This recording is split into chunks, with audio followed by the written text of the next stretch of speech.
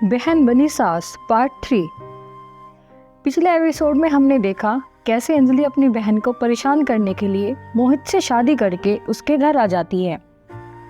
अंजलि को देखकर सारिका समझ जाती है कि अंजलि यहाँ उसकी ज़िंदगी बर्बाद करने के लिए आई है, लेकिन सारिका को सबसे ज़्यादा चिंता इस बात की थी कि जब अंजलि को पता चलेगा कि घर का असली मालिक कोई और नहीं बल्कि मोहित है तो अंजलि क्या करेगी। जब सारिका अपनी सास से इस बारे में बात कर रही होती है तब अंजलि उनकी ये सारी बातें सुन लेती है।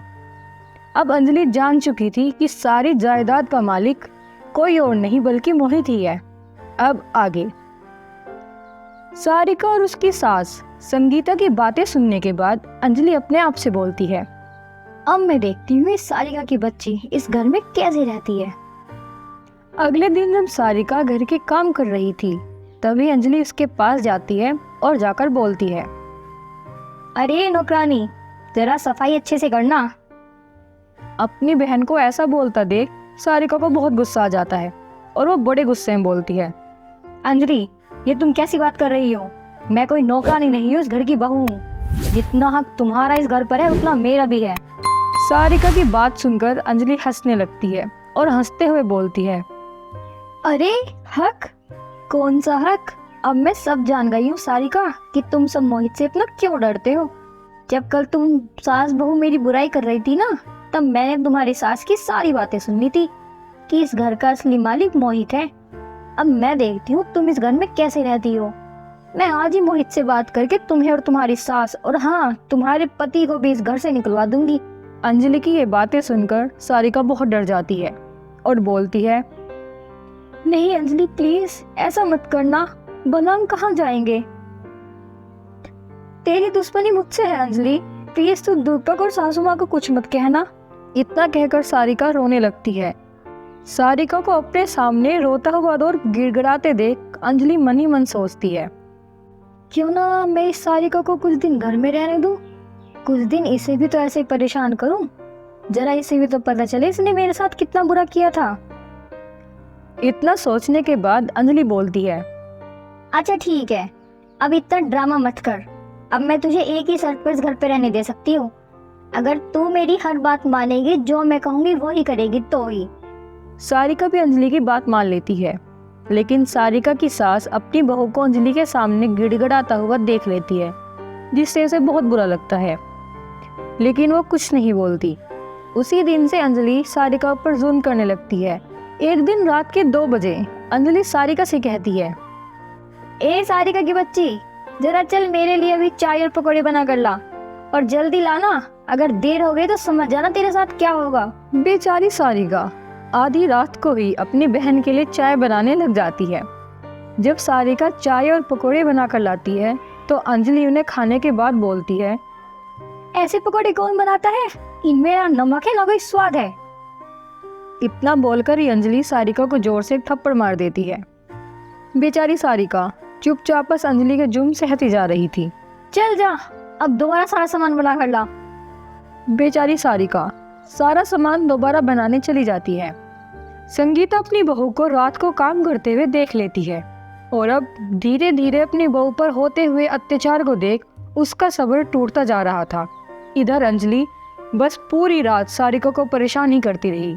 कभी वो चाय में मीठा कम बताती, कभी पकौड़ों में नमक कम बताती। ऐसे ही रात से सुबह हो जाती है, लेकिन अंजलि को एक बार भी अपनी बहन पर तरस नहीं आता। इसके बाद अंजलि सारिका से बोलती है, ए सारिका की बच्ची, अब ये चाय छोड़, चल सभी घर वालों के लिए नाश्ता बना। ठीक है, अभी बना कर लाती हूँ। बेचारी सारिका फिर से घर के कामों में लग जाती है। संगीता ये सारी बातें जाकर दीपक को बता देती है। बेटा दीपक, जब से अंजलि इस घर में आई है उसने सारिका का जीना हराम करके रखा हुआ है। पूरा दिन उससे काम करवाती है और उसे मारती भी है। ऐसा कब तक चलेगा? अपनी माँ की बातें सुनकर दीपक को बहुत गुस्सा आ जाता है और वो बोलता है, तुम चिंता मत करो माँ, मैं आज ही चाचा जी से बात करता हूँ। मुझे पूरा यकीन है चाचा जी अंजलि को जरूर समझाएंगे। आज मैं उन्हें सारी सच्चाई बता दूंगा कि अंजलि कोई और नहीं, सारिका की छोटी बहन है जो केवल सारिका को परेशान करने के लिए आई है। इतना कहकर दीपक फौरन अपने चाचा के पास चला जाता है और जाकर उन्हें सारी सच्चाई बता देता है। चाचा जी, पता नहीं आप मेरी बातों पर यकीन करेंगे भी या नहीं। अंजलि ने आपसे केवल शादी इस घर में इसलिए की है ताकि वो सारिका को इस घर से निकाल सके, क्योंकि अंजलि कोई और नहीं, सारिका की छोटी बहन है और वो बचपन से ही सारिका से बहुत चिढ़ती है। उसे ये भी पता है कि घर के मालिक आप हो और इसी बात का फायदा उठाकर वो सारिका को परेशान कर रही है। दीपक की बातों को सुनकर मोहित बहुत हैरान हो जाता है। उसे यकीन नहीं हो रहा था कि अंजलि ये सब भी कर सकती है। तभी मोहित दीपक से बोलता है, लेकिन दीपक, तुमने मुझे ये बात पहले क्यों नहीं बताई? अगर तुम मुझे पहले बता देते तो आज इतना सब कुछ नहीं होता। बेटा दीपक, जितना इस घर पर हक हमारा है उतना ही तुम्हारा है।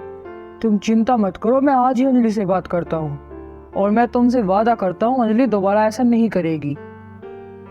इतना कहकर मोहित अपने कमरे में चला जाता है और अंजलि से बोलता है, अंजलि, तुम ये क्या कर रही हो?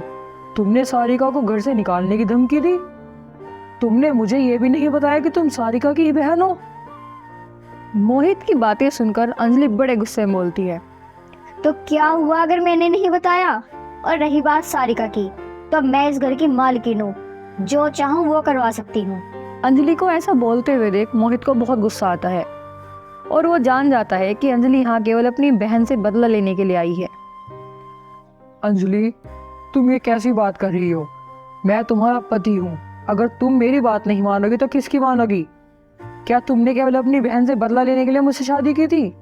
मोहित की ये बातें सुनकर अंजलि समझ चुकी थी कि दीपक ने मोहित को सब कुछ बता दिया है, इसलिए वो बोलती है, देखो मोहित, अगर तुम चाहते हो कि मैं घर में किसी को कुछ न कहूँ तो ये घर मेरे नाम करना होगा।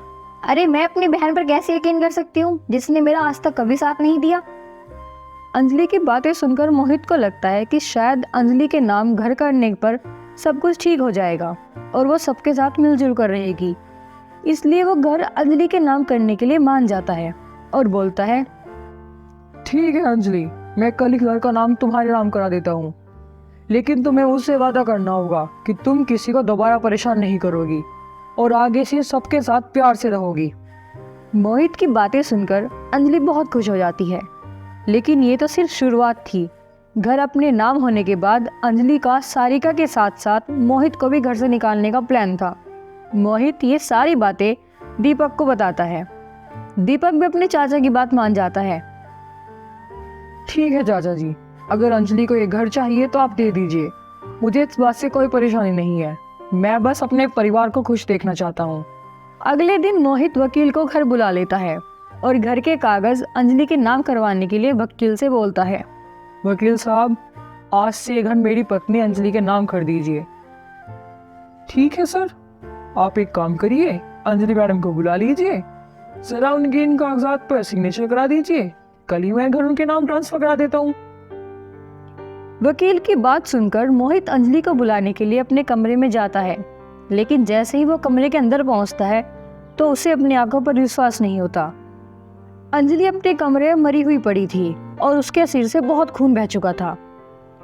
यहीं पर हमारा एपिसोड खत्म हो जाता है। आपको क्या लगता है, अंजलि को किसने मारा होगा? क्या मोहित ने अंजलि को मारा है या फिर सारिका ने? आपको क्या लगता है, कमेंट करके ज़रूर बताइएगा। अगर आपको हमारी कहानी अच्छी लगी हो तो वीडियो को लाइक करें और ऐसी ही मज़ेदार कहानी देखने के लिए हमारे चैनल को सब्सक्राइब करें।